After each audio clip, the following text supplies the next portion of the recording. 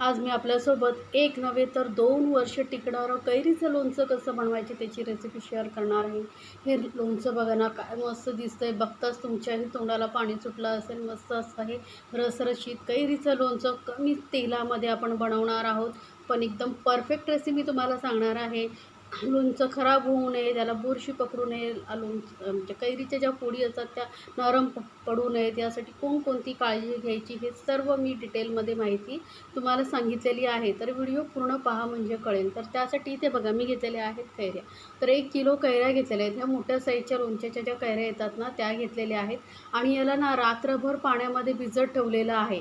म्हणजे काय होतं, यावरती जो डीक वगैरे असतो ना, तो निघून जातो. बाजारातून आणताना लक्षात ठेवा, कैरी चांगली दाबून घ्यायची. म्हणजे काय होतं, कळतं आपल्याला कैरी कडक आहे की नरम. नरम असेल तर लोणचं लवकर खराब होतं, त्यामुळे कडक कैरी घ्यायची. आता कैरी स्वच्छ धुवून त्यानंतर याला चांगलं असं कॉटनच्या कपड्याने पुसून घ्यायचं.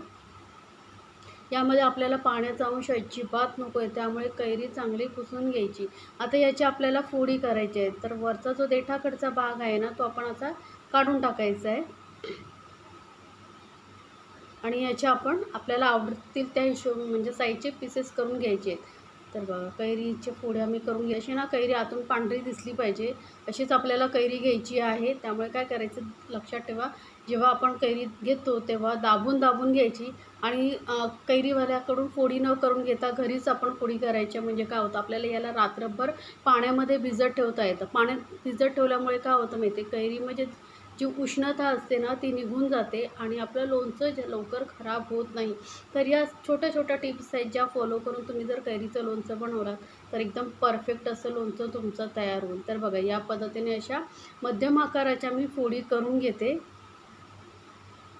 तर तुम्हाला किती जाड बारीक हव्या आहेत त्या फोडी तुम्ही करून घेऊ शकता. आता हे कैरीच्या फोडी आपण एका मोठ्या भांड्यामध्ये काढून घ्यायचं. आता याला आपल्याला काय करायचं आहे, लावायचं आहे मीठ आणि हळद. तर 2 मोठे चमचेवरून मी इथे मीठ घेतलेलं आहे. बघा, 2 चमचे मीठ घालते. मीठ आणि हळद याला लावून आपण ठेवणार आहोत. तर 1 चमचा इथे हळद घेतलेली आहे. मीठ आणि हळदीमुळे काय होतं, लोणचं आपलं जास्त वेळ टिकतं, फोडी लवकर नरम होत नाही. आता मीठ आणि हळद चांगलं असं हे कैरीच्या फोडींना व्यवस्थित आपण लावून घेणार आहोत. लक्षात ठेवा, इथे ना आपल्याला स्टीलचंच भांडं वापरायचं आहे किंवा काचेचं वापरू शकता. ॲल्युमिनियम, पितळ, तांब्याचं भांडं वापरायचं नाही. यामुळे काय होतं, कैरी जी आंबट असते ना, ती रिॲक्ट करते आणि मग ते लोणचं आपलं खराब होऊ शकतं. त्यामुळे असंच भांडं आपल्याला वापरायचं आहे स्टीलचं. त्यानंतर आता आपल्याला अशी एक जाळी घ्यायची आहे किंवा तुम्ही कापडामध्ये बांधूनही ठेवू शकता. जाळीवरती ठेवायचं आणि याला कमीत कमी 7 ते 8 तास किंवा पूर्ण रात्रभर झाकून ठेवायचं आहे. म्हणजे काय होतं, यामधलं जे पाणी आहे ते निघून जातं आणि आपली कैरी जास्त वेळ कडक राहते. म्हणजे आपण जेव्हा लोणचं बनवतो तेव्हा. त्यामुळे मी 7 ते 8 तास याला ठेवलं होतं. म्हणजे मी सकाळी कैरीच्या फोड्या कापल्या होत्या, त्यातच संध्याकाळी मी लोणचं बनवायला घेते. तर बघू शकता किती पाणी निघालेलं आहे. हे पाणी आता आपण फेकून देणार आहोत. त्यानंतर घरातली आपण जी एक वाटी घ्यायची, त्याने सर्व साहित्य मापून घ्यायचं. तर इथे मी ना 150 ग्राम वजनाने 150 ग्राम आणि 1 कप सफेद राई, पिवळी राई जी असते ना ती घेतलेली आहे. काळी राई घ्यायची नाही, नाही तर लोणच्याचा कलर जो आहे काळपट होतो. किंवा पिवळी जी डाळ येते ना तीही घेऊ शकता. आणि हलकंसं ना तव्यावरती भाजून घ्यायचं. यामुळे काय होतं, यामधला जो ओलसरपणा असतो ना ते निघून जातो आणि आपलं लोणचं जास्त वेळ टिकतं, लवकर खराब होत नाही. त्यामुळे 1-2 साहित्य जे आहेत आपण भाजून घेणार आहोत. आणि जास्त भाजायचं नाही. बघू शकता हाताला बघा, असं गरम लागलं ना म्हणजे आपली राई भाजली गेली. याचा कलर आपल्याला चेंज करायचा नाही. तर राई काढून घेतल्यानंतर इथे घ्यायचं आहे मीठ. तर इथे मी 1 कप भरून आणि वजनाने 200 ग्राम मीठ घेतलेलं आहे. आता गॅस मंदच ठेवलेली आहे आणि मंद गॅसवर 2-3 मिनटं फक्त आपल्याला एकदम हे मीठ चांगलं भाजून घ्यायचं आहे. म्हणजे मिठामधलाही जो ओलसरपणा असतो ना ते निघून जातो आणि लोणचं आपलं जास्त वेळ टिकतं. तर ह्या टिप्स आहेत ज्या लक्षात ठेवा आणि तुम्ही एकदम परफेक्ट असं लोणचं बनवू शकता. मिठाचा आपल्याला कलर चेंज करायचा नाही आहे, लक्षात ठेवा. फक्त ओलसरपणा निघून गेला एवढंच भाजायचं. बघू शकता आता ना हे मीठ कसं एकदम स्मूथली असं पडतं. मग अशी गुठळ्या दिसत होतं. आता मीठ काढून घेतलं आहे. त्यानंतर एक पॅन घ्यायचं आहे, त्यामध्ये घ्यायचं आहे तेल. तर इथे वजनाने 300 ग्राम आणि कपाने मोजलं तर 3 कप एवढं आपल्याला तेल घ्यायचं आहे.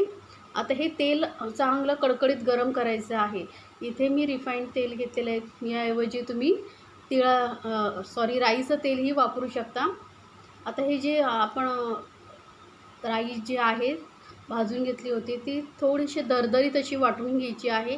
एकदम पावडर नाही करायची. यामुळे काय होतं लोणच्याला ना मस्त असं बोलतात ना खार छान येतो जास्त राई घातल्यामुळे. आता तेल आपल्याला एकदम कडकडीत तापून घ्यायचं. धूर येईपर्यंत आपल्याला हा तेल तापून घ्यायचा आहे.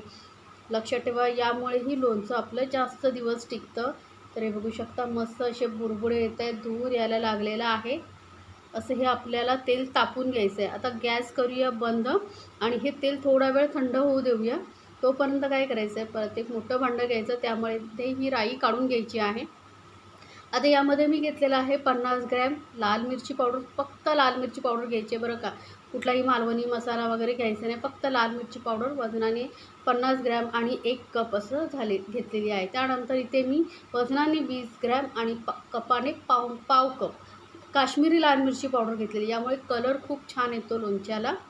आता इथे आपण घालणार आहोत मीठ. आता हे जे सर्व साहित्य आहे आपण व्यवस्थित मिक्स करून घ्यायचं आहे आणि आपण हळद नंतर घालणार आहोत. आधी मी हळद घातलेली नाही आहे. तर आधी हे सर्व साहित्य आपण छान असं मिक्स करून घ्यायचं आहे. आता बघू शकता हा एवढं साहित्य घातल्यानंतर आपलं लोणचं आहे ना मस्त रसरशीत छान असं खार जो आपल्याला लोणचं खाताना मिळतो ना तो भरपूर मिळतो. त्यामुळे मी जे प्रमाण सांगितलेलं आहे ना त्याप्रमाणे तुम्ही साहित्य घालून एकदा लोणचं बनवून बघा. 1 किलोचं प्रमाण मी तुम्हाला सांगितलेलं आहे. जर जास्त करायचं असेल तर तुम्ही 2 किलोचं करायचं तर डबल करू शकता. त्यानंतर इथे घेतलेली आहे 1 चमचा हळद आणि मिठामुळे काय होतं माहिती आहे, लोणचं आपलं लवकर खराब होत नाही, जास्त दिवस टिकतं. त्यामुळे हळद आणि मिठाचं प्रमाण इथे जास्त ठेवायचं. मगाशी 1 चमचा आपण हळद वापरली, आता 1 चमचा घेतलेली आहे. आता हे सर्व साहित्य छान मिक्स झाल्यानंतर इथे मी घेतलेलं आहे हिंग. तर 1 चमचा आणि वजनाने म्हणाल तर 10 ग्रॅम एवढं हिंग घेतलेलं आहे. खडं हिंग घेतलेलं आहे मी. त्याला फोडून मिक्सरमध्ये बारीक करून घेतलं आहे. याचा सुगंध आणि टेस्ट दोन्ही छान येते लोणच्यामध्ये, त्यामुळे मी खडा हिंग घेतलेला आहे. त्यानंतर घेतलेला 1 चमचा मेथीदाणे आणि ग्रामने बोलाल तर 10 ग्राम मिक्सरमध्ये थोडंसं बारीक करून घेतलेली पावडर करायची, म्हणजे छान मिक्स होते. आता तेलही थोडंसं आपलं थंड झालेलं एकदम नॉर्मल थंड नाही करायचं, थोडंसं गरम असलंच पाहिजे. यामध्ये आपण आता हे मेथी आणि हिंग घालायचं आहे. म्हणजे काय होतं याचा जो कच्चेपणा वगैरे काय असेल तो निघून जातो. त्यामुळे आणि कडकडीत तेलामध्ये घालायचं नाही, नाहीतर काय होईल माहिती आहे, मसाला करपू शकतो. तेल थोडं थंड झाल्यानंतरच यामध्ये आपण हे बाकीचं साहित्य घालायचं.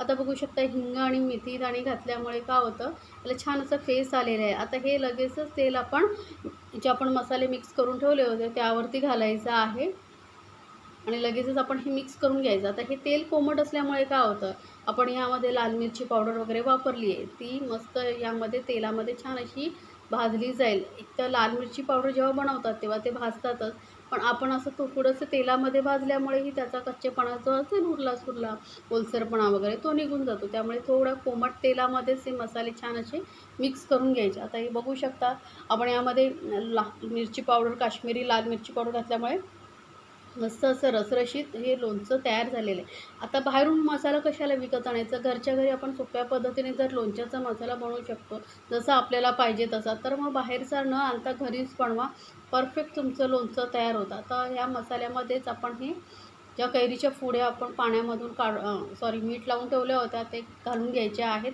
यामुळे काय होतं यामधला जो पाणी असतं ना ते निघून गेल्यामुळे कैरीच्या फोड्या आपल्या लोणचं संपेपर्यंत कडकच राहतात, नरम पडत नाही, त्याला बुरशी लागत नाही. त्यामुळे ही पाणी काढून टाकण्याची स्टेप करणं खूप गरजेचं आहे. जर तुम्ही अशाच डायरेक्ट फोडी वापरल्या तर लोणच्याला लवकर बुरशी लागते, फोडी ज्या आहेत लगेचच नरम पडतात.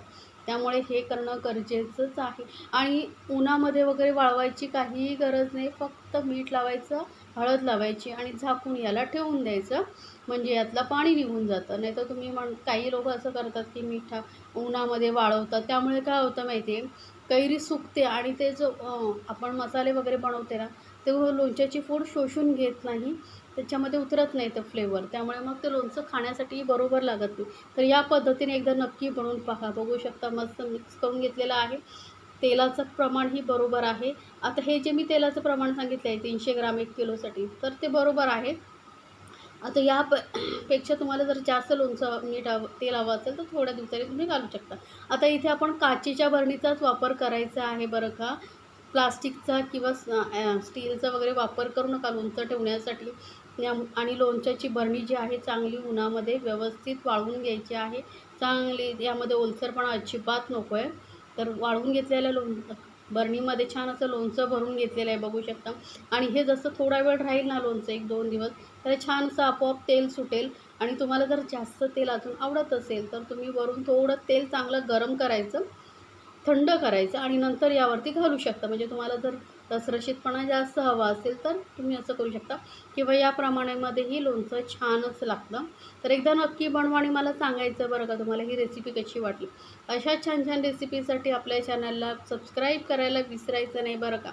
आणि सोबतच बेल आयकॉन असते ना त्यावरतीही क्लिक करा. म्हणजे काय होईल, माझे जे नवीन रेसिपीची नोटिफिकेशन आहे ना ती तुमच्यापर्यंत पोहोचेल. आणि तुम्ही हा व्हिडिओ कुठून पाहताय तेही मला सांगायचं आहे बरं का.